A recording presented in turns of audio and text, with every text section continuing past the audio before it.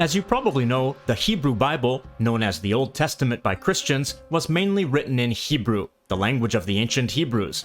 99% of the Bible was written in this ancient form of the language that we now call Biblical Hebrew, but you may not know that the remaining 1% was written in a different language, Aramaic. Aramaic was widely spoken throughout the Assyrian Empire, which conquered the kingdoms of Judah and Israel in the 8th century, and expelled the people of Israel, who became the 10 lost tribes and never returned. It was also widely spoken throughout the Babylonian Empire, which conquered the remaining kingdom of Judah and sent its population into exile. The Jews who were taken into captivity by the Babylonian Empire learned Aramaic, and the Aramaic sections of the Bible were written shortly after that time.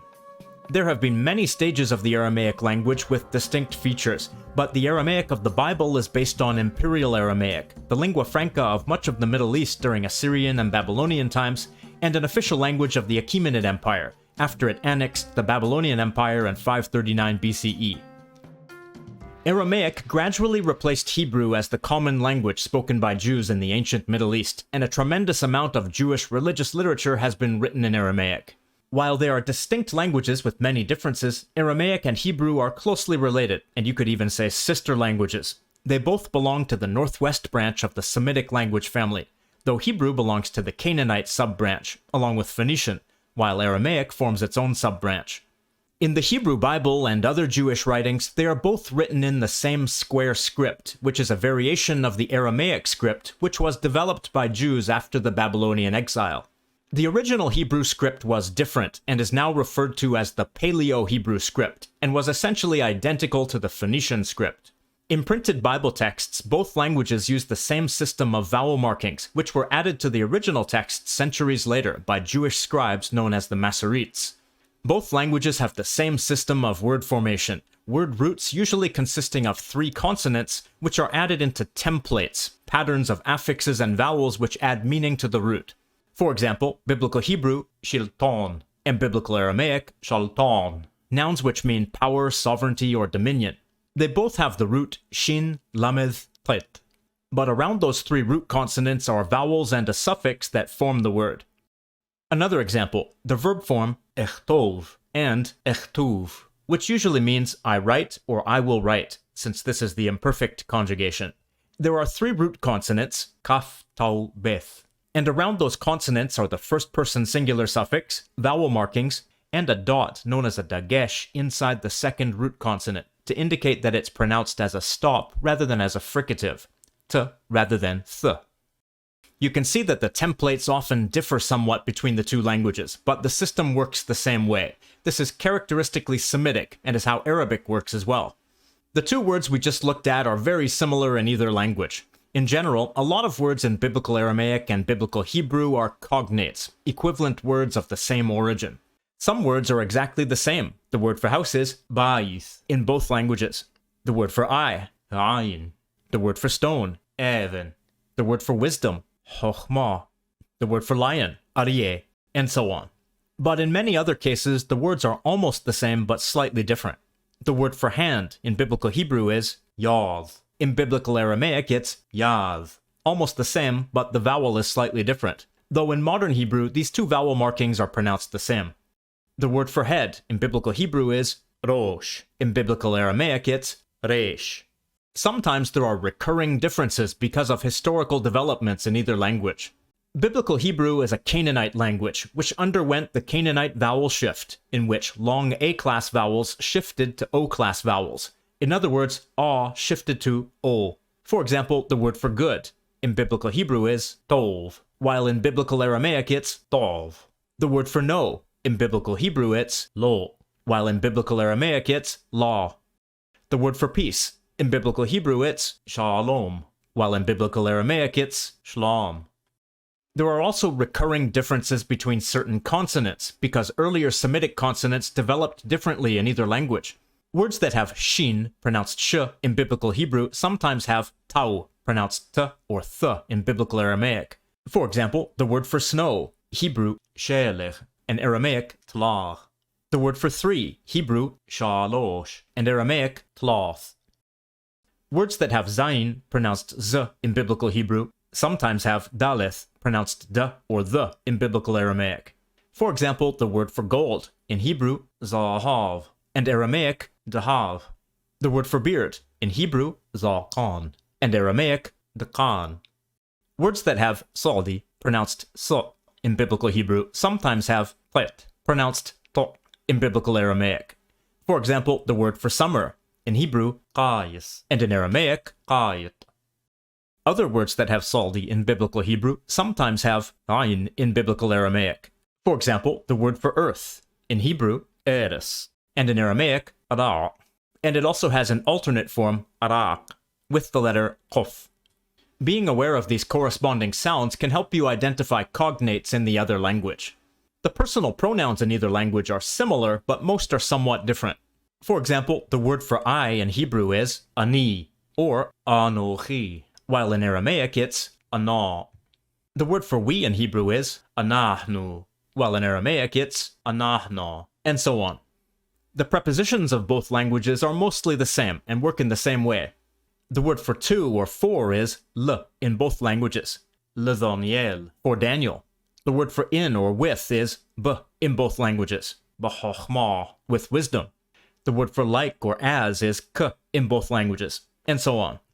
In terms of grammar, there are a few differences between the two languages that stand out. The definite article, meaning the, is different in either language. In Hebrew, the letter he is prefixed to the word, usually with the vowel a, with some exceptions. And it adds that dot we saw before, called a dagesh, to the following consonant, wherever possible, which causes gemination. In other words, it doubles the consonant.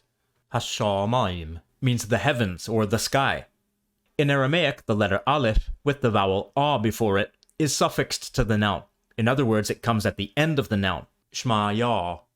There's something interesting to note about these nouns themselves. In both languages, they're always plural, even when they refer to heaven or the sky in a singular sense. And I know someone's going to say that they're actually in the dual form, but they're not. They just look like it because the singular form ends in a yod. The basic indefinite form of the Aramaic word is shmayin, while in Hebrew it's shamayim.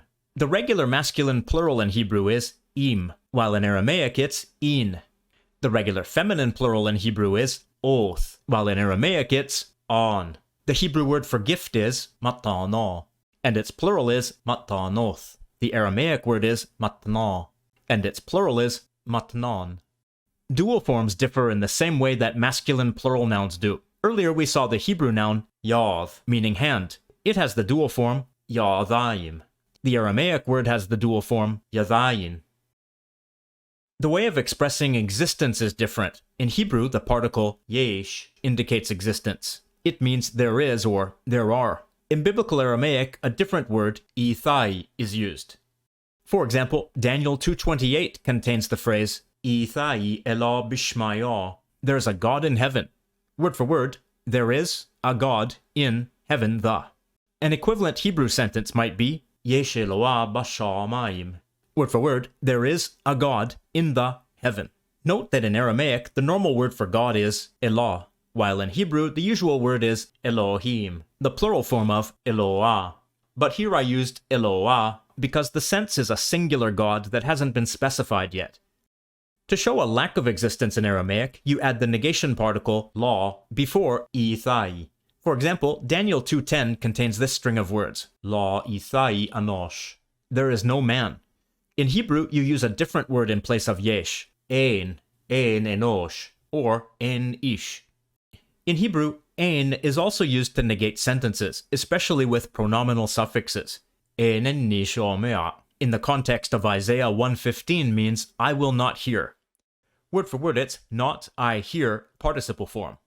Aramaic doesn't have this construction, so this would be ana la shamea. Word for word, it's I know hear participle form. The Hebrew form could also be ani lo shomea, but in Biblical Hebrew, lo is not commonly used with this type of verb form, a participle form. Biblical Hebrew and Biblical Aramaic also use a different relative pronoun, meaning which or that. In Aramaic, it's di. This phrase means the temple which was in Jerusalem. Hechla di v'Yerushalem. Word for word, temple the which in Jerusalem. Note that Heichal can mean either palace or temple. The Hebrew word is asher. Ha-Heichal asher b'Yerushalayim. Word for word, it's the temple which in Jerusalem. There's also a short equivalent, she, which prefixes to the following word, so this could be ha'echal she b'Yerushalayim. The Aramaic pronoun di is also used to show a genitive relationship between words, like of. Let's take the genitive phrase, the gold of the king, or the king's gold. This can be expressed in three ways. With a construct chain, dahav malka, word for word, gold, construct form, king the. With di, dahava the malka, gold the of king the. Or with di and a possessive suffix on dahav, dahave the malka, word for word, gold his of king the, like his gold of the king. In Biblical Hebrew, construct chains are ubiquitous. Zahav ha-melech, gold, construct form, the king. The Hebrew cognate of di is ze, but it lost its genitive usage and only retained its use as a demonstrative pronoun, meaning this. Another way to show the genitive in Hebrew is to use asher, literally, which to, or you could think of it as which belongs to. Hazahav asher la-melech. Word for word, the gold, which, to, the king. Asherle also developed into the possessive particle shel. Hazahav shel ha-melech. This is the norm in later forms of Hebrew, including modern Hebrew, but doesn't appear in Biblical Hebrew. Like the Aramaic sentence, dahave the malka, later forms of Hebrew, including modern Hebrew, have sentences like this, Zahavo shel ha-melech, his gold of the king. But this doesn't occur in Biblical Hebrew, and seems to be from later Aramaic influence. One last grammatical difference I want to mention is that Biblical Aramaic does not have the wow conversive. In both Biblical Hebrew and Aramaic, the word w, spelled with the letter wow, means and sometimes but. But in Biblical Hebrew, it also has the function of reversing a verb's tense, or its aspect to be more precise. Take this sentence from Leviticus 1:1. Vayikra el Moshe vaydaber Adonai elo. This means, and the Lord called to Moses and spoke to him. Word for word it's, and, call, imperfect form, to Moses, and speak, imperfect form, the Lord to him. In this sentence, the verb forms are in the imperfect form, which expresses an incomplete action, but the wow makes the meaning perfect, which expresses a completed action. This is a formal literary form in Biblical Hebrew. Aramaic doesn't have this, and it stopped being used in later forms of Hebrew. But in the earlier writings of the Hebrew Bible, it's ubiquitous. Let's take a look at a verse from the Bible written in Biblical Aramaic, break it down, and then see how it might have been written in Biblical Hebrew. But the Hebrew sentence will be theoretical, since it doesn't actually appear in the Bible. I'm translating it myself.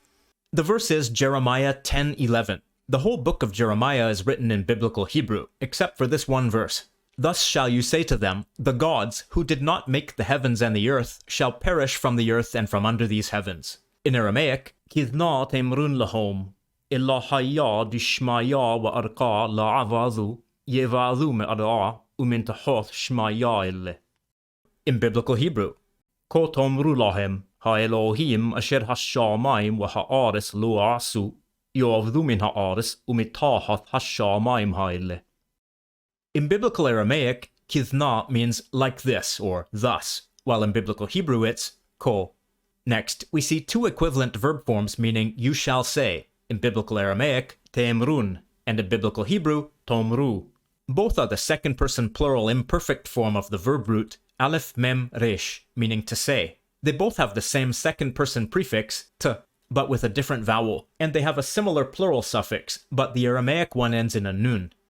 Lahom and lahem are their respective forms of the preposition l with a third-person plural pronominal suffix, so it means to them. So this first part means, thus you shall say to them. And then a quotation begins. In Biblical Aramaic, Elohayah is the plural form of the word meaning God, plus the definite article suffix, so it means the gods. In Biblical Hebrew, I used ha-Elohim, the definite plural form of the word for God.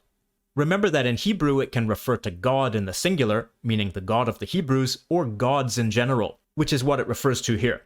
And notice again, in Hebrew the definite article is a prefixed he, while in Aramaic it's a suffixed aleph. Biblical Aramaic, di, and Biblical Hebrew, asher, are the relative pronouns meaning that, which, or who, which we saw before. Aramaic, shmaya, and Hebrew, hashamayim, are the definite plural forms of the words for heaven that we saw before. W means and in both languages. Aramaic araka and Hebrew ha'aris are the words for earth, with the definite article attached. In the third consonant letter, we see one of those sound differences that stem from different historical developments. These two nouns are the objects of the verb in this sentence. Law and lo are the negation particles that negate the following verb. Aramaic ravadu is a verb meaning do or make in the third person plural perfect conjugation. This has a cognate verb in Hebrew, but it means to labor or work, so I used a different word which means to do or make. Ein sin he in its third person plural perfect form. Rasu. Instead of rasu, this could also be bar'u, which means they created. That's the verb used in the book of Genesis to describe God's creation of the earth. But I didn't use it in this sentence because the Aramaic sentence doesn't use its cognate word. The subject of this verb is the gods, so this whole part means the gods who didn't make the heavens and the earth. All of this is the subject of the sentence in this quotation. The predicate is next. Aramaic yevadu and Hebrew yovdu mean they shall perish. They're the third person plural imperfect form of the verb aleph beth daleth. Again, they have the same third person prefix and the same plural suffix, but have a different vowel pattern. Next we see the preposition min, meaning from, which also has a prefixed form in either language. In Biblical Hebrew, it's usually the standalone form before the definite article ha, but in Aramaic you can see it's the prefixed form here. In Biblical Hebrew, it's usually prefixed to tahoth, the word meaning under, but we see the standalone form before the equivalent Aramaic word.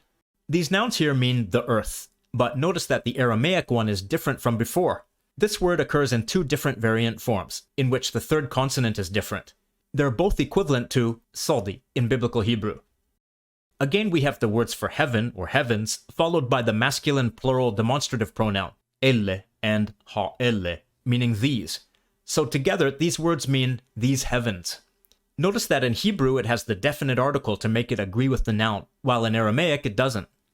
In this case, the demonstrative pronoun is the same as the Hebrew one, but in other Bible verses, a more exclusively Aramaic form is used, ilen. The one in this verse may reflect the influence of Hebrew or a different Aramaic dialect. This whole predicate means, shall perish from the earth and from under these heavens. In my opinion, the original Aramaic verse and my theoretical translation into Biblical Hebrew are quite similar. There are numerous little differences, but most words are cognates, and I think a speaker of either language would be able to figure out what the sentence in the other language means, at least in writing. I mentioned earlier that only 1% of the original Hebrew Bible was written in Aramaic, but there are also translations of the entire Hebrew Bible into Aramaic, with some additional commentary. These are called Targums, Targum being the Hebrew word for a translation, or translated work. They were written centuries later than the original Aramaic parts of the Bible, but the Aramaic language used in them doesn't seem so different to me. I want to look at a verse from the most commonly used Targum, Targumum Klos. Let's start right at the beginning, Genesis 1:1. In the beginning, God created the heavens and the earth. In Hebrew, Bereshith bara Elohim eth hashamayim wa eth ha'aris. Word for word, in beginning, created God, direct object marker, the heavens, and direct object marker, the earth. And in Aramaic, B'kazmin bara Adonai yoth shmaya v'yoth arah. B is the preposition meaning in both languages. Kazmin comes from a different root than Reeshith. It's the plural form of Kazma, which means earlier time. B'kazmin means something like in the early days, or in the beginning days. Hebrew has a cognate word, Kazma, meaning antiquity or beginning, but it wasn't used in this verse. The verb meaning he created is the same in either language, bara in Hebrew and bara in Aramaic, the difference being in the first vowel. Next, in Hebrew we have the plural word Elohim, meaning God, but in Aramaic the tetragrammaton is used, the proper name of God in the Bible, in its abbreviated spelling. In Judaism its pronunciation is prohibited, so it's pronounced as a different word, Adonai, which can be translated as Lord. This word is used in Biblical Hebrew as well, in its full spelling, Yod-He-Waw-He, but it wasn't used in this particular verse. Targums are not considered strict translations, but rather paraphrased retellings of Bible verses, which is why cognates were often not used even though they could have been. Notice that in both languages, the verb comes before the subject. The default Semitic word order in both languages is VSO. The objects of the verb come next. You can see the direct object markers I mentioned before. eith in Hebrew and yoth in Aramaic. In both languages, they come before both objects, and the second time are prefixed with w, the word for and. And we've already seen the differences between these particular nouns in a previous sentence. In my opinion, this verse is quite similar in either language, and a speaker of either language would be able to read the other easily. As you can see, Hebrew and Aramaic are closely related languages and are very similar, at least in their ancient forms, and later medieval forms in the Targums. There are numerous forms of both Hebrew and Aramaic from different places and time periods, and those will differ from each other in various ways. Modern Hebrew is spoken in the modern state of Israel, and there are modern forms of Aramaic spoken in some communities in the Middle East, but I'm sure they're not very mutually intelligible, partly because of their different modern pronunciation. But lots of specific words and features are probably very similar, and if you examine the two languages closely, the similarities will be obvious. But that's speculation, because I've never actually done it. If you're familiar with Hebrew or Aramaic, either modern or from a previous era, how similar would you say they are? And now it's time to say thanks to all of the LangFocus Patreon supporters, especially the ones whose names appear on the screen. They're the top tier Patreon supporters, so they deserve a special thanks for continuing to help make this channel possible. If you liked this video, then check out my playlist on Semitic languages. You'll find more videos like this about Hebrew, Arabic, and more.